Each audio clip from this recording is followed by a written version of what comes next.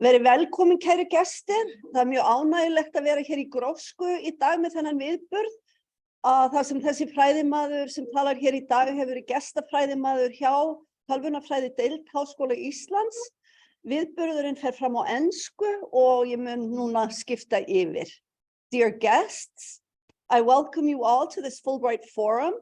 Let me know that I want to sort of note that we are also live on Facebook and Zoom. For those who cannot be here in person, and let me also note that we are recording. We will be taking questions after the presentation, so if you want to ask questions virtually, you should log on to the Zoom link.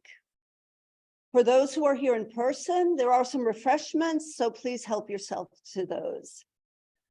The Commission brings many scholars to the University of Iceland, where they are making valuable contributions in a wide variety of fields.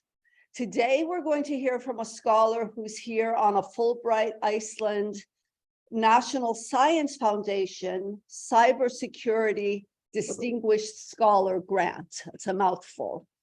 The goal of the grant is to enrich university teaching and bring new expertise in this important field, while also facilitating cooperation between Icelandic and American scholars, as well as cooperation on an institutional level.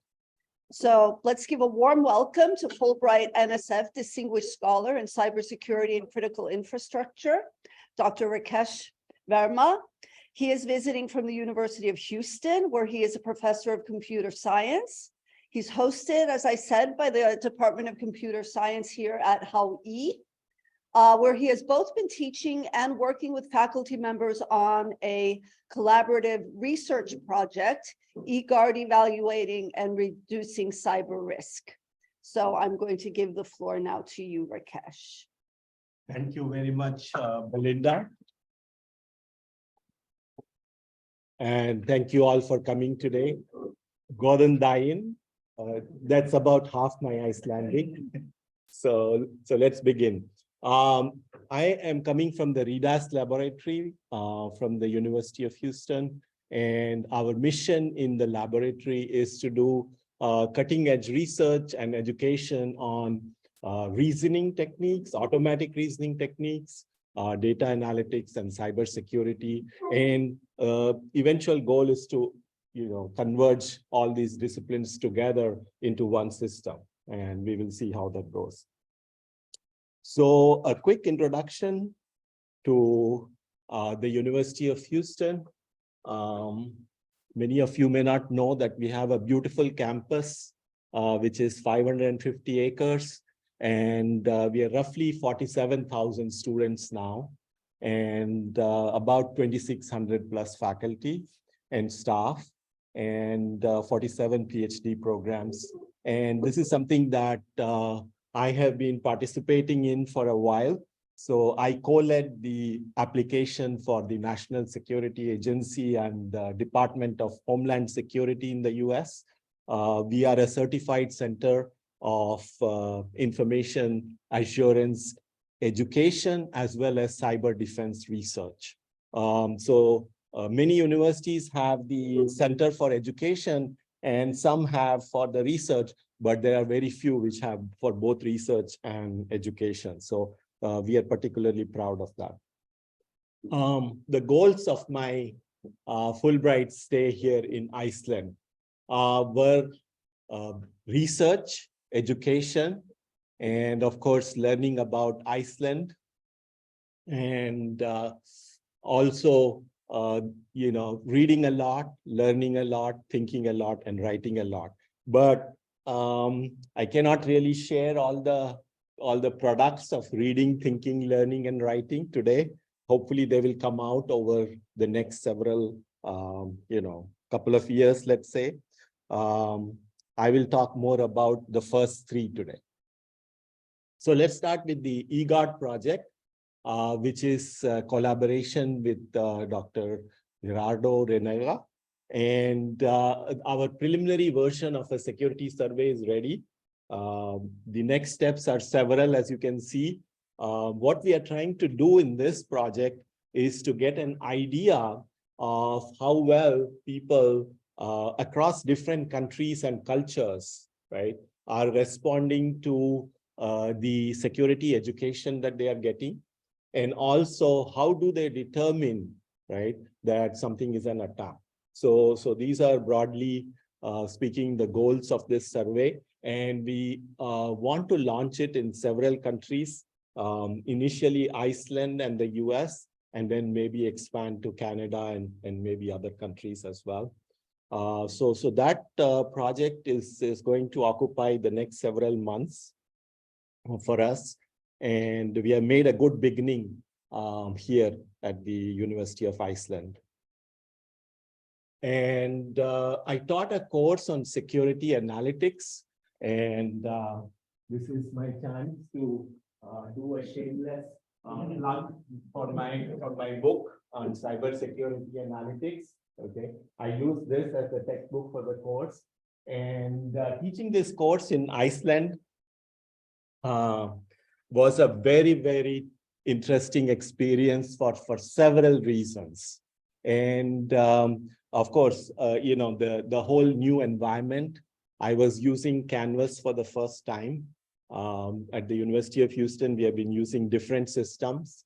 And so getting used to Canvas, getting used to the new environment, getting used to the new students, right? And dealing with their backgrounds, different backgrounds, because we had some graduate students, we had some undergraduate students all together in one class.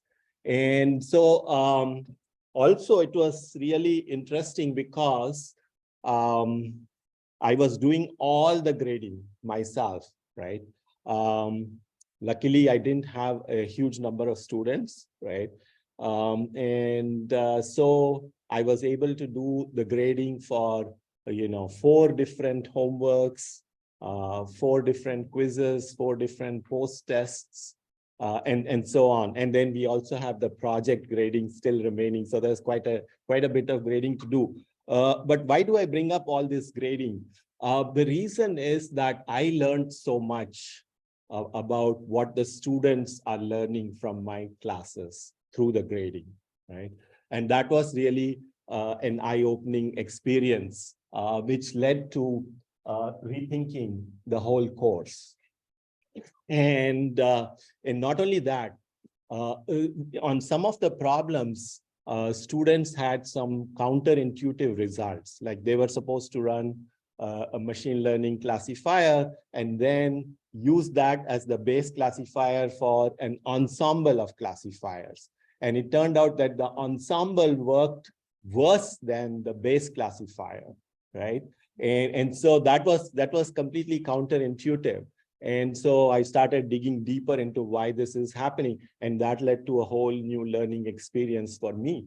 You know, by all means, you should try a course, right, with a modest enrollment, of course. Do the complete grading yourself, right? I recommend it. And many of you have already been doing it, I'm told. I also updated the course materials because the last time I taught the course was in 2021 spring at the University of Houston. And many developments have taken place in the last few years. Not the least of which is ChatGPT, right? And some of you may have been using it also. I found out very interesting things when I used ChatGPT to find me literature, right? It came up with completely, right, non-existent papers. Completely non-existent papers. I even asked it to summarize a paper and it gave me a summary of the paper, which doesn't exist. Okay. So that was really eye-opening, you know. But anyway, so, you know, as long as you don't believe 100% of what it's telling you, I think you're in good shape. And the last thing that I will talk about for this course is I came up with a completely new design for student projects where students don't have to worry about proposing their own projects. In previous versions of the course, I always you know, gave the freedom to the students to propose their own projects, but I realized that you know, the students don't have enough of a background at the middle of the course to propose a project of their own. So I always had this opportunity that they can always ask me for projects. But this time I decided that what we will do is we will take a set of data sets and every student will work on the same set of data sets. And so I'm making all the data sets available to the students, and all they need to do is to analyze, visualize, and classify. So those are the activities that the students need to do. And this way, since they have the same set of data that they're analyzing and visualizing, it becomes much easier to compare across different projects, what the students have learned, what the students were able to do, and so on and so forth. And I'm also doing the analysis myself so that I can see what I'm getting versus what the students are getting.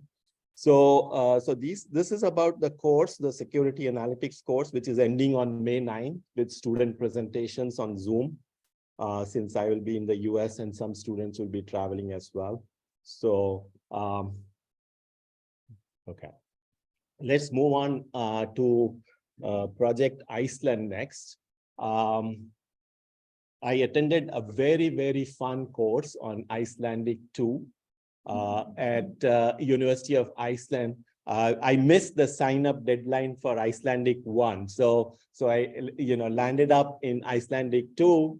And the very first lecture, we had to tell what our name is, where we are from, and so on. And I was completely stumped,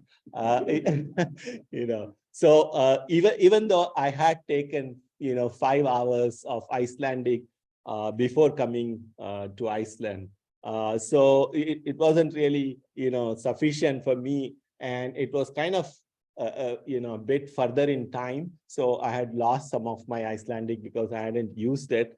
And so, it was, but the course was really very, very interesting and taught in a very fun way by the instructor. And I've asked him to come today, and he's right here. So thank you very much, Peter, for a very, very enjoyable experience in Icelandic 2.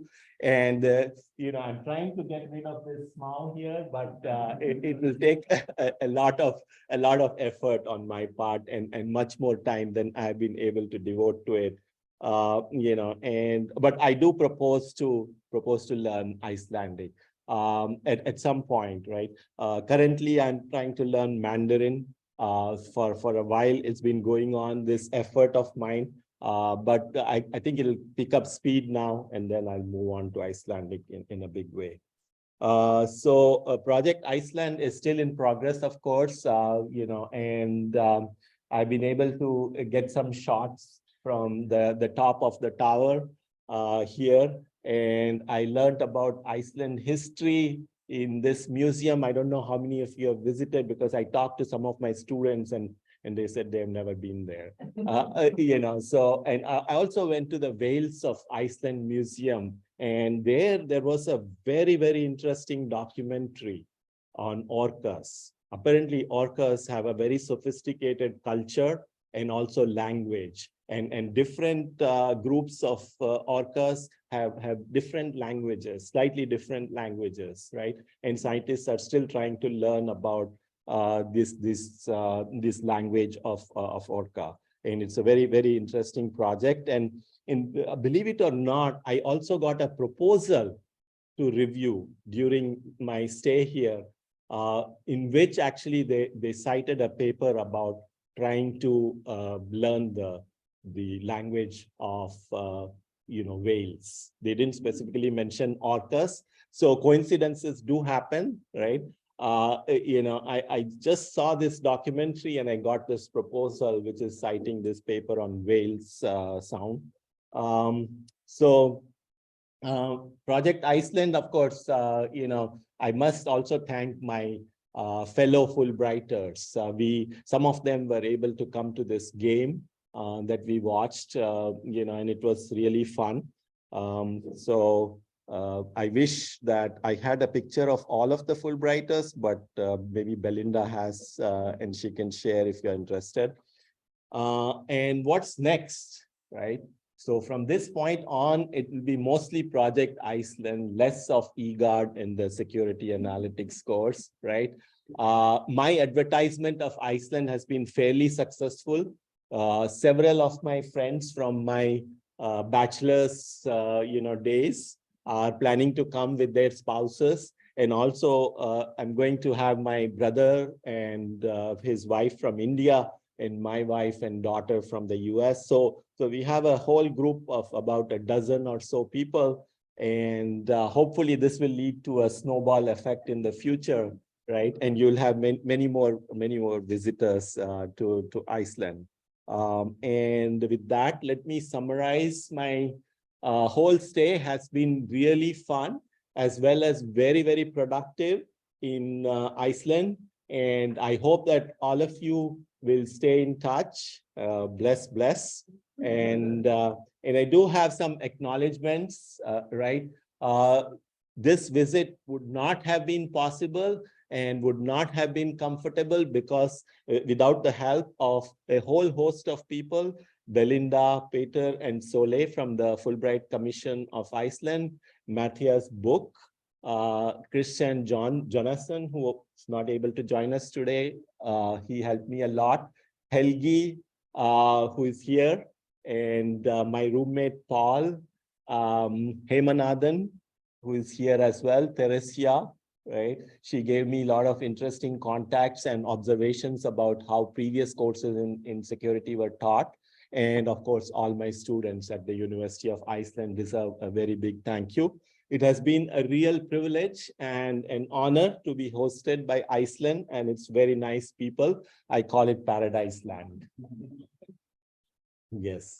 So thank you very much for coming and listening to my presentation, and I'm happy to take any questions that you may have.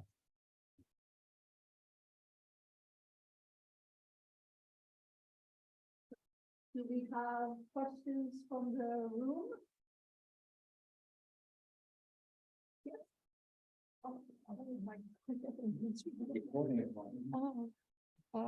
How much do you think the weather in Iceland has affected your productivity in writing? That's an excellent question. I think the weather has made me really productive because I was forced to stay inside most of the time during January and February, right? So and I used that time to get certain chapters of my next book written. And also, I used that time to do lots of spelling bee of the New York Times. Yeah, which I do daily. Yeah. Yeah. I was going to say, can you tell us maybe just a little bit more about your project, the research that you're doing and the comparison between the U.S. and Iceland? Do you already have any sort of preliminary findings that you can share? Sort of, do you see a lot of difference or a lot of similarity? That's also a very good question. So far, we haven't collected any data yet. So, what we are trying to do is get the survey in a polished form. And so that's about to happen. Today itself, we are having a meeting on that. So then we will do a pilot study to iron out any final problems with the survey, and then it will be launched. So that's when we'll start getting the data and so on.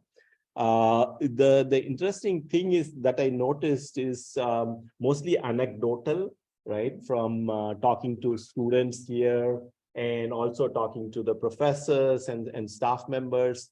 I have found out that there are certain differences and hopefully they will show up in our survey, So we are looking forward to launching the survey, and hopefully some of you can help us in getting the word out, in terms of getting a good participation in the survey. That's always a challenge.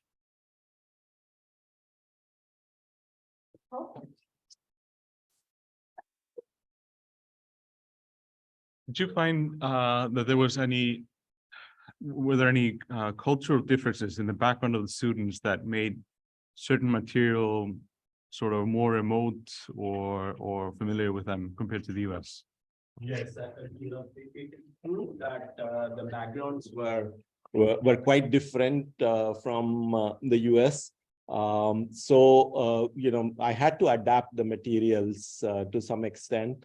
But in some respects, I feel that the students here had an advantage. They are more mature to some extent than the students in the US. So, I'm hoping that some of them will end up doing very high quality work, right? Not the majority, but at least some. Yeah. By the way, use this blue box. It's also microphone. Oh yeah, right. Yeah, I never, Yeah, I should use this one. Yeah, I should have used this more. Yeah. On the topic of the course structure and having to modify that, what aspects of that modified course structure or just perspectives that you've picked up from being in Iceland do you plan on implementing when you return to the US? Right. That's another excellent question. One of the things I'm thinking about seriously is, maybe I'm trying to do too much in this course. And, after grading each and every problem, I think it's becoming clearer that, and also, there is now an advantage, so to speak, because this course actually was divided up into several modules, right? It turns out that some of these modules require much more background than others. And so, I'm thinking that maybe we can have a prerequisite or two before the course, and maybe that will cut down the enrollment to some extent. But I think it will be worthwhile to have at least some background for the students so that we don't have to do everything in the course, starting from basics of security to data mining, machine learning, and so on. Yeah. Did you have another question as well? Or? There's one over there. There's one here as well. Yeah. Have you then thought about having some material that they need to cover before the course, like a mini course online? Yes, actually, I did ask the students to make sure that they have linear algebra background as well as probability and statistics course already taken. Because I knew that otherwise it would be a really big struggle for the students. So I do require that they have their advanced mathematics courses already done. Yeah. In terms of a mini course before taking this course, I haven't really thought much about that, but there are several appendices in this book that cover the required background. So maybe a mini course can be, based around those appendices. Yeah. I don't know whether we have any courses questions online. Yes, did you check? No, okay. I wanted to ask also, with the continued collaboration that you see, and you're going to continue working on this survey with us, do you see any cooperation between students in Houston and Iceland as possibly being, are there modalities for that possibility that students, whether PhD students or on a master's level, do you see anything that could be beneficial for them to work together in any way? Yes, so I'm the faculty mentor of the Ethical Hackers Club at the University of Houston. And so maybe there could be a way that students here could, leverage, that kind of club activity, or maybe start a club of their own here if they are interested and there is enough critical mass here, right? So I'm not sure about that, but we should look into this possibility. Yeah. Mm-hmm. Any more questions? Yes.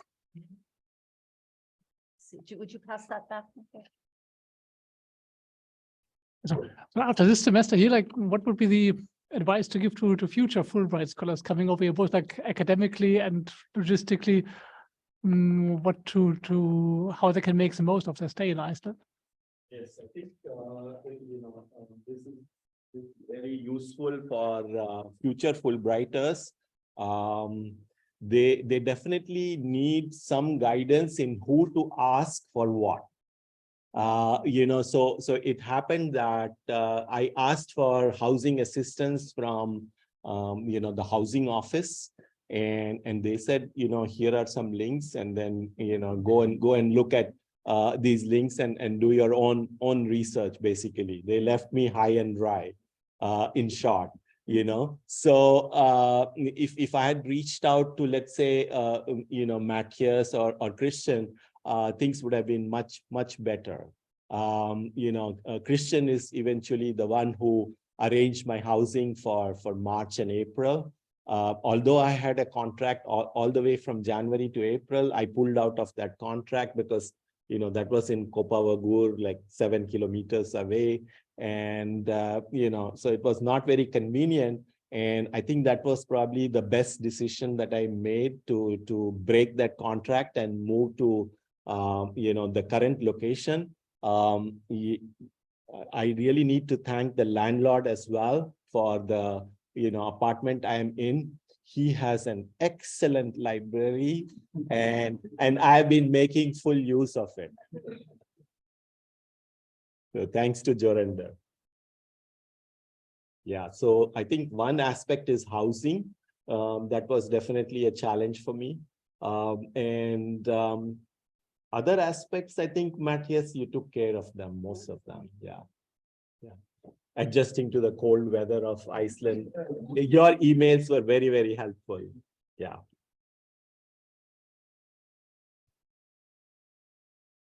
What are the biggest personal, the aspects of personal growth that you've noticed in yourself throughout your time in Iceland?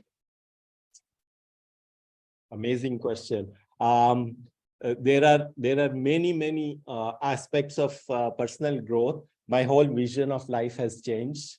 I'm a much calmer person now, and also this is reflected in my physical attributes as well. During the Easter holiday, I went to the U.S. I made a short trip there for attending a friend's daughter's wedding, as well as meeting my own family. And during that time, I had a blood test done, and my cholesterol was 45 points lower. Wow. Yeah. So my total cholesterol was never in the normal range before, and this is the first time it's in the normal range. Yeah. Margaret, so I'll just shout, was that because you ate more fish here than you eat in the US? I ate zero fish because I'm a vegetarian, but I ate the fruits and vegetables, and let me say that the quality of fruits and vegetables in Iceland is the best I've ever seen anywhere in the world. I've traveled quite a bit all over the world, right? 11 countries in Europe itself, several in Asia, several in North America.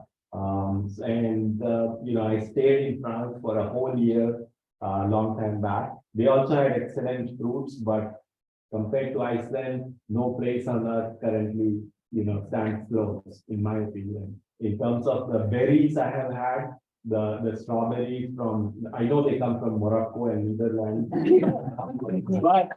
but you get very high quality. Yeah, you get very high quality food. In the US, they go for cheap food. This is low quality. Yeah. So that's what it is. Okay.